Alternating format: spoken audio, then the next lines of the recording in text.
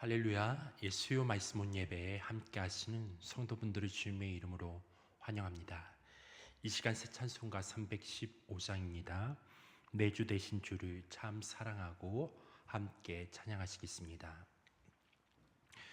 내 주 되신 주를 참 사랑하고 곧 그에게 죄를 다 고합니다. 그는 해를 주신 내 예수시니 이전보다 더욱 사랑합니다. 주 날 사랑하사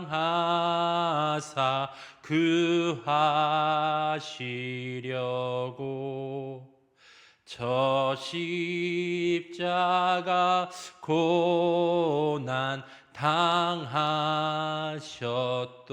당하셨도다. 그 가시관 쓰신 내 주 배우니 이전보다 더욱 사랑합니다. 내 평생에 힘쓸 그 큰 의무는 주 예수의 덕을 늘 기림이라. 숨질 때에까지 내 할 말씀은 이전보다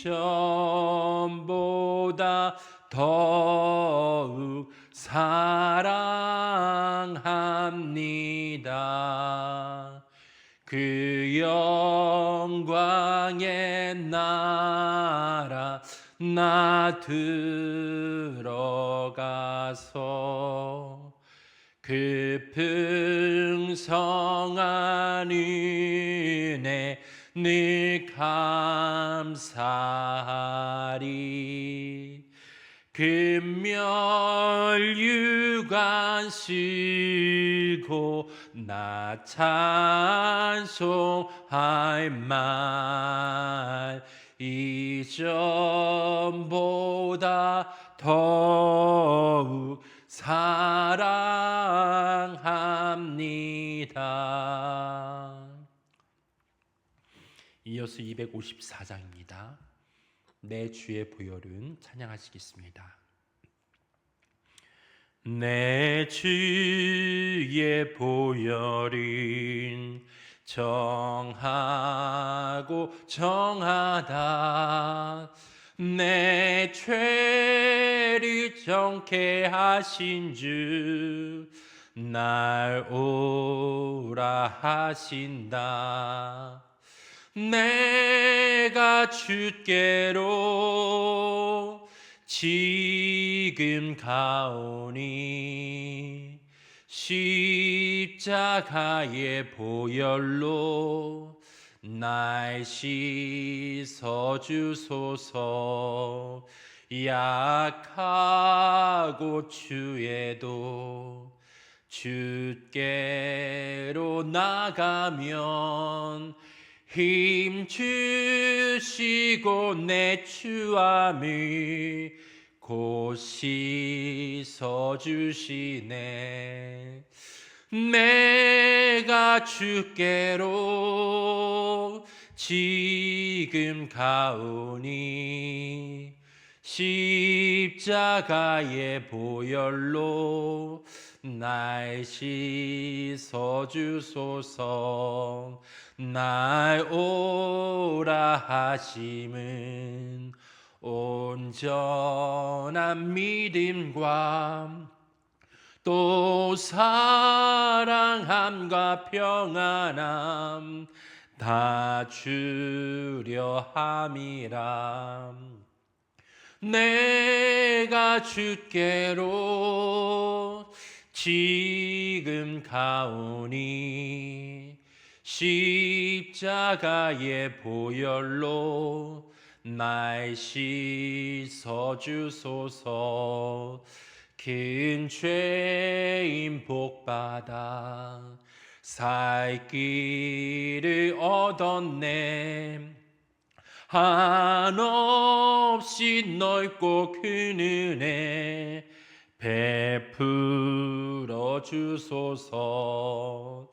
내가 주께로 지금 가오니 십자가의 보혈로 날 씻어 주소서. 그 피가 맘속에 큰 증거 됩니다. 내 기도 소리 들으사 다 허락하소서. 내가 주께로 지금 가오니 십자가의 보혈로 날 씻어 주소서. 아멘. 하나님 감사합니다. 그 주님의 그 보혈의 그 능력으로 우리를 정케 하셔서 하나님의 그 임재가 우리 가운데 머물고 그 임재 안에서 주님을 사랑하고 주와 함께 동행할 수 있도록 은혜를 베푸심에 감사합니다. 하나님, 오늘도 우리가 그 사랑의 음성을 듣기를 원합니다. 주의 보혈을 의지하여 주의 보좌로 나아갑니다. 그 음성을 듣고 우리 영혼이 소생되게 하시고 이 사순절이 시작되는 오늘 정말 그 십자가에 달리신 그 예수 그리스도 주님이 더욱더 사랑할 수 있는 마음이 우리 가운데 부어지게 하여 주옵소서. 이 시간 주님 앞에 의탁합니다. 말씀이 전하시는 목사님 가운데 성령의 기름 부어 주옵소서. 예수님의 이름으로 기도했습니다. 아멘. 할렐루야. 수요 말씀 온 예배, 오늘 특별히 제수요일이라고 하는 사순절 첫날의 말씀 함께 보겠습니다. 오늘 주신 말씀은 히브리서 12장 22절에서 29절의 말씀입니다. 오늘 제목은 사순절과 철로 역정이라는 제목으로 해서 말씀을 나눌 텐데요. 히브리서 12장 22절에서 29절까지의 말씀을 잠시 함께 읽어보겠습니다. 그러나 너희가 이른 곳은 시온산과 살아계신 하나님의 도성인 하늘의 예루살렘과 천만 천사와 하늘에 기록된 장자들의 모임과 교회와 만민의 심판자이신 하나님과 및 온전하게 된 의인들의 영들과 새 언약의 중보자이신 예수와 및 아벨의 피보다 더 나은 것을 말하는 뿌린 피니라. 너희는 삼가 말씀하신 일을 거역하지 말라. 땅에서 경고하신 일을 거역한 그들이 피하지 못하였거든 하물며 하늘로부터 경고하신 일을 배반하는 우리일까 보냐. 그때는 그 소리가 땅을 진동하였거니와 이제는 약속하여 이르시되 내가 또 한 번 땅만 아니라 하늘도 진동하리라 하셨느니라. 이 또한 한 번이라 하심은 진동하지 아니하는 것을 영존하게 하기 위하여 진동할 것들 곧 만드신 것들이 변동될 것을 나타내심이로라. 그러므로 우리가 흔들리지 않는 나라를 받았은즉 은혜를 받자. 이로 말미암아 경건함과 두려움으로 하나님을 기쁘시게 섬길지니라. 또는 감사하자. 우리 하나님은 소멸하는 불이심이라. 아멘. 흔들리지 않는 나라라는 부제로 또 말씀을 나누겠습니다. 오늘부터 사순절입니다. 40일간 예수님께서 십자가 사건 그 부활까지 부활주일 바로 전까지 시간이 40일입니다. 거기서부터 거꾸로 계산해서 오늘이 수요일입니다. 보통 이것을 제수요일 해서 이 사순절을 지키는 절기가 되어집니다. 교회에서는 예수님의 40일간의 시험, 금식하고 시험 받으시고 또 마귀의 이 유혹에 이기신 그 절기를 또 기념하는 절기로 삼기도 합니다. 6주 정도의 기간입니다. 사순절에 속한 주일을 특별히 선데이 오브 렌트라고 해서 작은 부활주일처럼 또 지키기도 합니다. 렌트란 단어는 랭스, 길이의 의미를 가지고 있는 어떤 단어에서 영어의 단어에서 유래가 되어졌는데 특별히 예수님이 광야의 시험의 시간 안에 또 회개하고 금식하고 하나님 나라를 준비하는 이제 그런 예수님의 그 시험의 그 시간들을 기념하고 우리도 승리하기 위한 하나님의 나라를 준비하는 그런 시간으로 삼습니다. 특별히 초대교회에서는 새신자들 세례를 위해서 금식하고 준비하는 기간으로 삼았었는데 차츰 그리스도인의 참회의 기간으로 바뀌게 되어졌습니다. 남미나 스페인 같은 데 가면은 이 사순절 기간이 되기 바로 전에 한번 축제를 많이 하죠. 이제 막 금식하고 애쓰고 경건의 생활을 해야 된다 그러니까 뭐 먹기도 하고 축제도 벌이고 하는 뭐 그래서 뭐 카니발 같은 것들이 유행하게 된 그런 유래라고 또 합니다. 조금 우습긴 하지만 이제 그런 방식으로 해서 또 자기를 절제하고 하나님 앞에 나아가는 그런 시간들을 갖는 것이 전통처럼 문화적 전통으로 나온 것이 남미나 스페인의 전통 같습니다. 그러나 우리는 초대교회 전통을 따라서 그리스도가 우리 삶 안에 더욱 충만해지는 시간으로 그 시간을 갖습니다. 예수님과의 관계가 깊어지는 집중, 성장, 또 때로는 우리 욕구의 절제, 또 하나님의 뜻을 위해서 포기할 것을 포기하고 또 특별히 내 중심에서 지체들을 함께 섬기고 사랑하려고 하는 더 깊은 차원의 헌신, 이런 시간으로 갔습니다. 더욱 친밀하고 더욱 깊어지는 그런 사순절이 올해 우리 가운데 있었으면 좋겠습니다.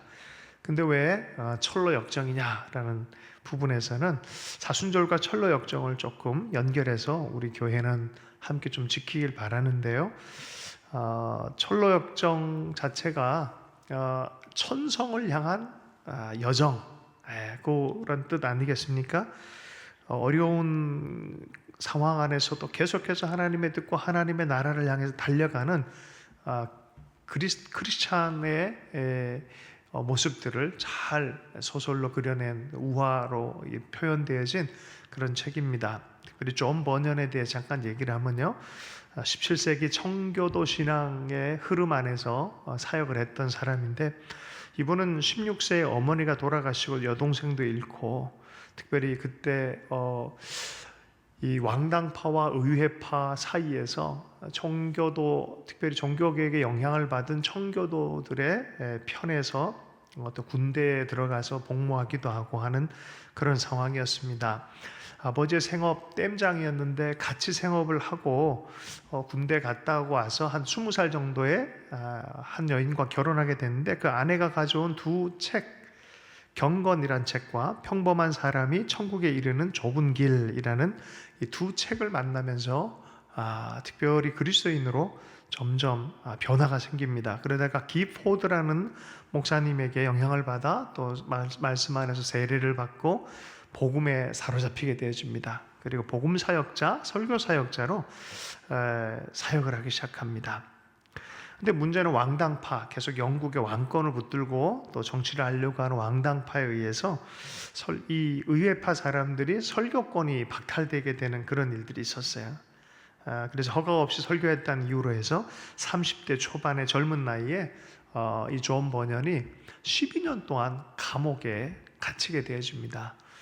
12년 동안 감옥에 갇히고 또 아내는 이 남편을 이래저래 섬기는 감옥 옥바라지 같은 그런 삶을 섬기는 일들도 있었고, 뭐 여러 가지 고통스러운 일들도 많이 있었는데 12년 동안 감옥에 갇혀서 이 작품이 나온 것이 바로 철로 역정입니다. 이 책은 참 대단한 책입니다. 그가 감옥에서 쓴 책의 대표작이 철로 역정이었고, 죄인의 괴수에게 넘치는 은혜라는 이 두 책이 아주 대표작이라고 합니다.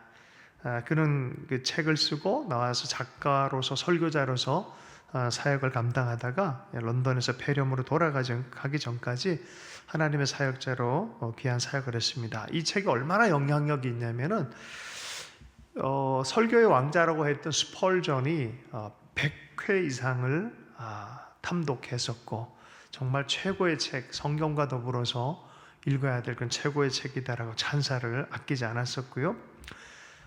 우리 한국의 초기 선교사 중에 제임스 갓 게일이라는 아주 한국 문학, 역사, 한국인을 참 사랑했던 그런 정말 뛰어난 선교사님 계셨는데 이분이 성경과 더불어서 첫 번째로 번역해 소개한 책이 철로 역정이었습니다. 그리고 우리 한국의 민족 지도자들이 감옥에 들어갔을 때 감옥을 찾아가서 선물로 또 주고 읽으라고 해서 많은 민족 지도자들이 이 책으로 많은 영향을 받은 그런 책입니다. 이야기의 내용은 그렇습니다. 우화 이야기, 꿈의 형식을 빌려서 시작되어진 이야기입니다. 크리스찬이 꿈을 꾸고 또 어떤 여정을 떠나면서 장차 망할 세상의 장망성이라고 하는 이 성으로부터 천성을 향한 영원한 나라를 향한 여정입니다. 가는 곳에 수많은 유혹이 있고 수많은 이 넘어짐의 대상들이 있고 어둠의 역사들이 있었지만 그것을 이겨가면서 결국은 믿음을 승리로 그리고 천국에 입성하는 철로 역정을 묘사하고 있습니다. 10만 부가 팔렸고요. 1938년도까지 1300쇄가 되어졌고요. 그리고 120개국에서 번역이 되어졌다라고.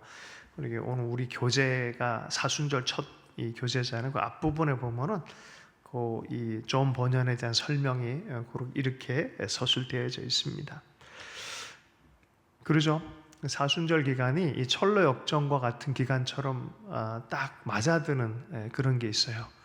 다 유혹과 시험을 넘어서 하나님 나라의 영광을 온전히 보고 그곳에 도달할 뿐만 아니라 하나님의 영광을 돌리는 그런 모습이 우리 안에 있는 많은 유혹거리, 세상의 욕심들, 하나님을 바라보게 하는 것들, 방해하는 것들, 이런 것들이 잠잠해지면서 결국은 하나님의 음성과 친밀함을 얻어 같이 누리고 동행하고 충만해지는 그런 사순절이 되기를 바라는 마음에 이 주제가 참 맞다고 생각합니다. 출판사에서 이 책을 그래서 40일 주제로 잘 편집을 한 것 같습니다. 그래서 우리 첫날의 묵상인데요. 그렇게 여러분 저녁마다 읽으면 좋을 것 같아요. 아침에 새벽 예배 드리고 저녁에 마무리하면서 그렇게 읽어가면 교재가 좀 더 의미가 있으실 것 같습니다. 그런 의미에서 오늘은 히브리서 12장 말씀으로 또 격려하면서 우리 말씀을 좀 나누고 은혜를 함께 좀 나눴으면 좋겠습니다. 오늘 히브리서 12장의 말씀은 흔들리지 않는 나라라는 제목으로 좀 붙잡았는데요. 사순절과 철로 역정 그리고 흔들리지 않는 나라. 네. 히브리서 12장은 그렇습니다. 구름같이 허다한 증인들이 있다. 그러므로 우리가 믿음의 여정, 믿음의 영웅들처럼 믿음의 여정을 잘 걸어가길 바란다라고 격려해 주면서 그것의 키는 온전하게 믿음의 주요 온전하게 하는 예수를 바라보자라고 격려하고 있습니다. 히브리서 12장 14절 말씀엔 이렇게 말씀이 우리에게 들려주고 있는데요. 모든 사람과 더불어 화평함과 거룩함을 따르라. 이것이 없이는 아무도 주를 보지 못하리라. 하나님을 향한 여정에서 이 화평함과 거룩함을 쫓지 못하게 하는 것들이 세상의 힘들이죠. 힘을 따르게 만들고 승리하고 누군가를 배제하고 내가 차지하는 것들을 가르치려고 합니다. 그러나 성경은 철저하게 십자가 예수를 품은 사람으로 누구든지 함께 그리스도 안에서 화평을 이루길 원하고 하나님께 해당되는 성품인 거룩함을 닮아가는 그런 거룩한 백성이 되기를 원합니다. 그래서 모든 사람과 더불어 화평함과 또 하나님의 성품인 거룩함을 따르라.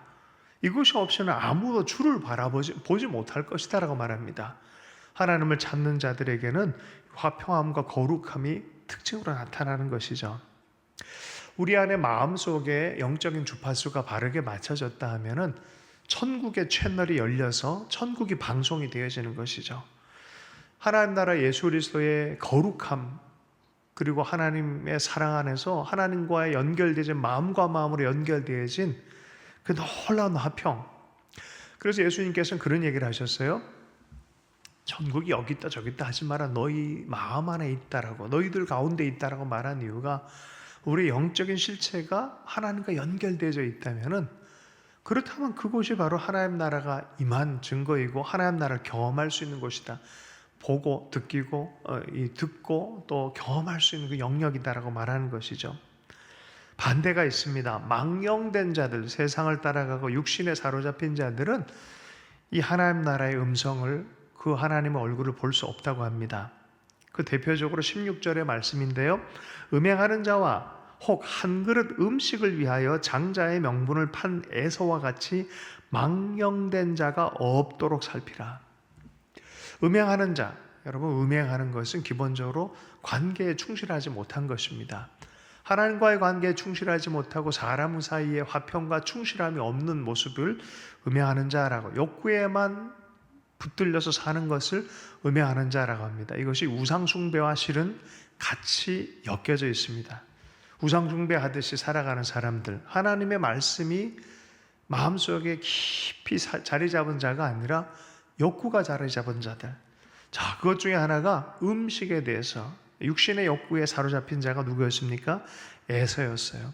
장자권이 있음에도 불구하고 영적인 거고 보이지 않으니까 그건 뭐 아무것도 아니지라고 생각합니다. 하나님의 사람들이 직분을 받은 것들, 또 하나님 나라를 위해서 쓰임받기 위해서 하나님으로부터 인정을 받은 어떤 것을 쉽게 여기서는 안 되는 것이죠. 내가 하는 하나님 나라 일들을 내던지고, 이거 뭐 의미가 있겠냐 하고, 내가 지금 당장 죽게 생겼는데 하면서 영적인 가치를 더 낮은 가치, 오늘 밥 먹고 하루 그냥 해결하려고 하는 그 가치 때문에 쏟아버리는 거죠. 영원한 가치를 육신의 잠깐의 지금 여기의 가치 때문에 팔아버리는 것이, 이렇게 표현합니다. 혹 한 그릇 음식을 위하여 장자의 명분을 판 에서와 같이 망령된 자가 없도록 살피라. 여러분, 망령되고 우상숭배하거나 음행한 자들은 마음 중심을 빼앗긴 자들입니다. 그러함으로 하나님을 볼 수가 없는 것이죠. 화평과 거룩함을 좇는 사람과 반대편에 서게 되어져 있습니다. 하나님을 향해서 나아가서 만나고자 하는 사람들에게는 이 마음 안에 하나님과 만남 자체가 가지고 있는 인간과 하나님과의 만남 속에서 굉장한 실은 두려움이 있습니다. 여러분, 온전함으로 나아가려고 해도 두려운 대상이 하나님이신데, 망령됨과 음행함으로 하나님을 만나려고 한다고요? 만날 수가 없습니다. 만날 수가 없습니다. 모세와 이스라엘 백성은 시내산에서 하나님을 만났어요. 지진이 났어요. 거룩한 불이 임했어요. 그 경계를 정했어요. 아무나 못 올라오게 했어요. 만약에 짐승이라도 올라오면 돌을 치라라고 하나님의 경계가 있습니다. 그러므로 두려움으로 갈 수밖에 없는 것이죠. 21절 말씀인데요. 그 보이는 바가 이렇듯 무섭기로 모세도 이르되 내가 심히 두렵고 떨린다 하였느니라. 여러분, 하나님을 만나는 것이 이렇게 두렵고 떨리는 일인데, 그런데요, 오늘 22절에 놀라운 복음의 소식이 있습니다. 그러나 너희가 이른 곳은 시온산과 살아계신 하나님의 도성인 예루살렘과 천만 천사와 하늘에 기록된 장자들의 모임과 교회와 만민의 심판자이신 하나님과 및 온전하게 된 의인의 영들과 새 언약의 중보자이신 예수와 및 아벨의 피보다 더 나은 것을 말하는 뿌림피니라. 조금 복잡하게 얘기하는데, 근데 너희는 예수 그리스도로 말미암아 언제든지 프리패스를 받았지 않냐라는 거예요.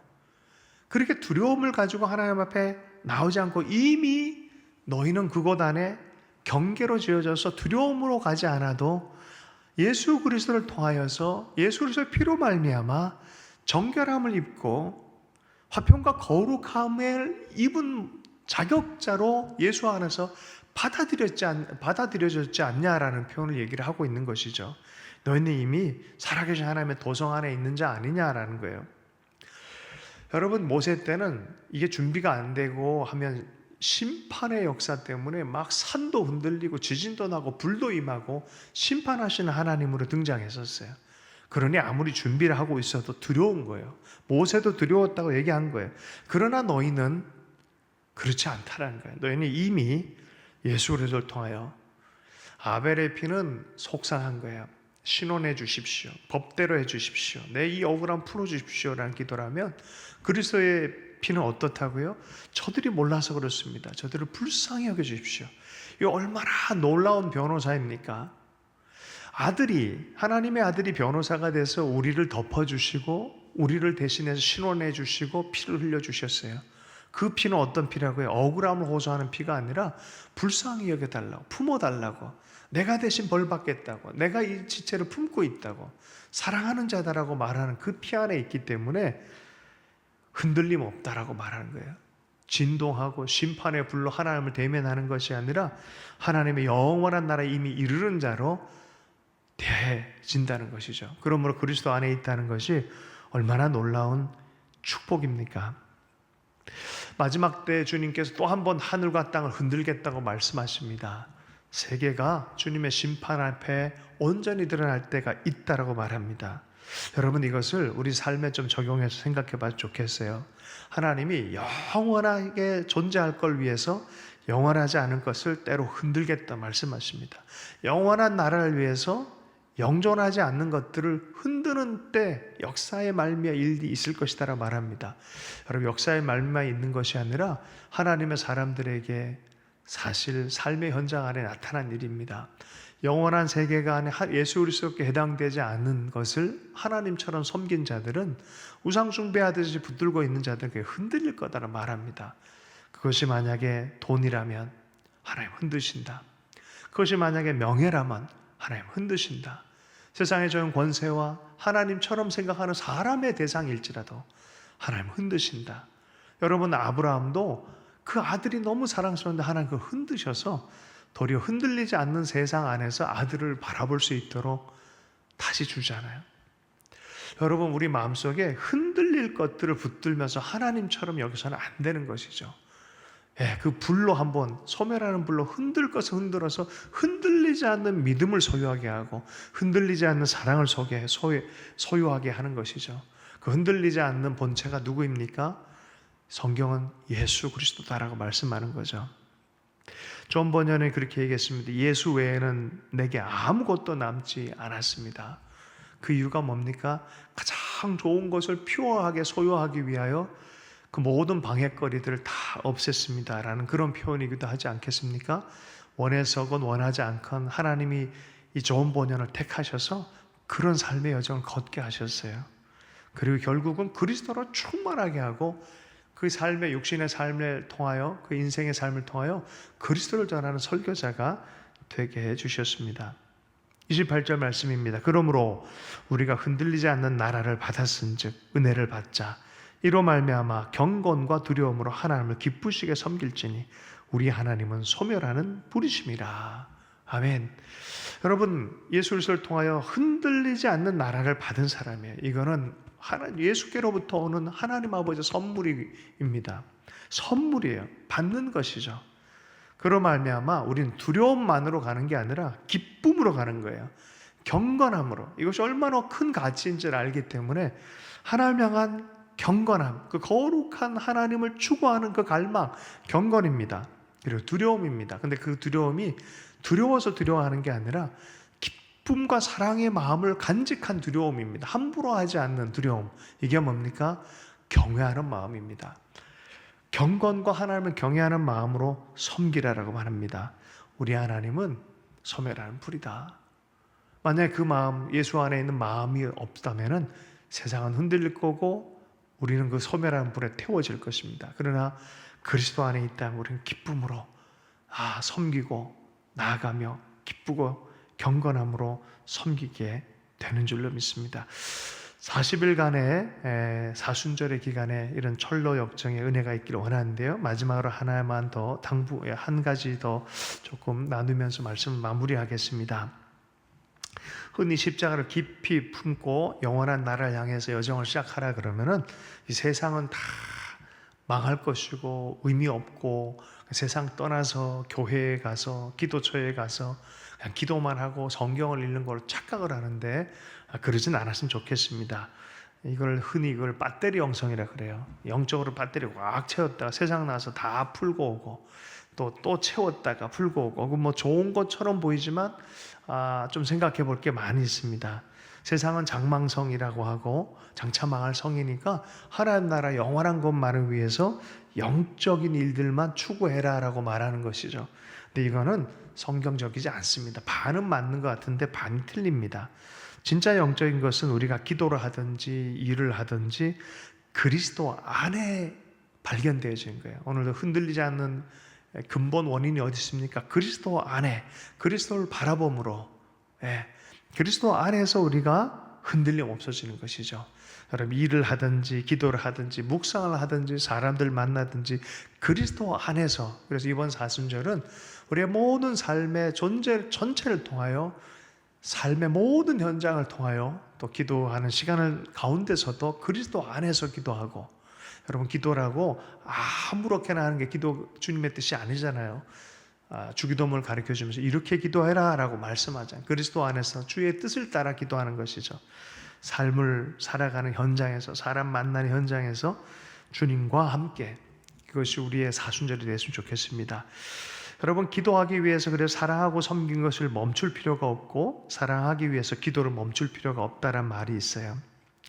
영성은 모든 방향에서 온전히 스며드는 것입니다. 여러분 보세요. 교회는 세상으로부터 부름받아서 동시에 세상으로 보냄받은 존재다라는 말이 있습니다. 그러므로 세상을 떠나서 뭔가 저기 있는 어떤 걸 위해서 추구하라 이런 소리가 아니에요. 그렇게 보일 것처럼 보이지만 그렇지가 않아요. 우리가 이 세상을 살 때 그리스도 안에서 살아가고 이 삶 전체를 하나님을 향한 여정이라는 것을 이해함으로, 과정이고 여정이라는 도상 위의 삶이라는 걸 이해해서 그리스도로 충만해질 것을 요청하는 것입니다. 여러분 십자가는 하늘문이 열린 장소입니다. 동시에 가장 세상 가운데 버티고 있는 것이 바로 십자가인 것입니다. 예수님의 성육신도 마찬가지입니다. 그래서 우리가 이번 사순절이 그냥 반반이 되지 않아 좋겠어요. 양념 반, 후라이드 반, 뭐 교회 반, 세상 반, 뭐 이런 식의 사고가 아니라 세상을 우리가 살아가도 그리스도 안에서 살아가는 것, 온전하게 살아가는 것. 브라더 로렌스가 설거지를 하면서도 하나님 나를 사랑하시지라고 말했던 것처럼 그러한 사순절이 되었으면 좋겠습니다. 선교사들이나 하나님의 사람들이 특별히 책임감을 지고 섬겨야 될 때 기도만으로 그냥 도피해버리려고 할 때가 많이 있습니다. 이거를 우리가 뭐라 그래? 기도 사고라 그래요. 자동차 사고랑 하는 것처럼 자기 중심적으로 생각하다가 사고가 날 때가 많이 있다는 거죠. 그게 아니라 기도, 영적인 것 이렇게 분류하는 것이 아니라 온전히 존재적으로 삶 전체를 통합적으로 생각해서 그리스도 안에서 다 생각하면서 우리가 이 40일을 잘 걸어갔으면 좋겠습니다. 저를 따라서 한번 마음속으로 하면 좋겠습니다. 예수와 함께, 주님을 보기, 주님 안에서 온전케 하신 주님을 보면서 이 사순절을 지켜도 좋겠고요. 주님의 초대는 진짜 쉼으로 초대해요. 우리는 열심히 일을 하고 기도도 하지만 이 모든 것이 주님 안에 없으면 아무 의미가 없습니다. 기도하는 것도 의미가 없고 사는 것도 그렇습니다. 그러나 그리스도 안에서 살고 기도하고 묵상하기 시작하면은 모든 것이 의미가 있어지고 참된 쉼이 우리 삶 안에 드러나게 될 줄로 믿습니다. 주님과 함께 여정을 계속해서 걸어가는 복된 주님의 사람 되기를 축복합니다. 주신 말씀 붙들고 기도합니다. 주님 안에서 흔들리지 않는 나라를 소유하게 해주셔서 감사합니다. 이 사순절 기간에 주 예수로 우리의 생각과 마음과 삶이 충만해지기를 원합니다. 주님 복된 여정의 시간 되게 해주시고 잃어버렸던 마음의 중심들을 찾게 해주시고 주님으로 아버지의 충만한 우리의 삶의 여정 될 수 있도록 내면 안에서 새로워지게 해주시고 관계 안에서 새로워지게 하시고 우리의 삶의 현장마저도 온전히 새로워지는 역사가 있게 해주시고 그리스도가 드러나는 역사가 있게 해주고 흔들리지 않는 나라를 소유한 자로서 힘있게 살아갈 수 있도록 주님께 영광 돌릴 수 있도록 주님 축복하신 시간으로 삼아 주시옵소서. 주의 사랑이 무엇보다 더 깊어지기를 원하고 주님은 우리의 삶과 동행하며 성령으로 함께 하심을 확증하는 시간 될 수 있도록 은총 허락하여 주옵소서. 이거는 주님께 의탁합니다. 살아계신 예수님 축복하며 기도했습니다.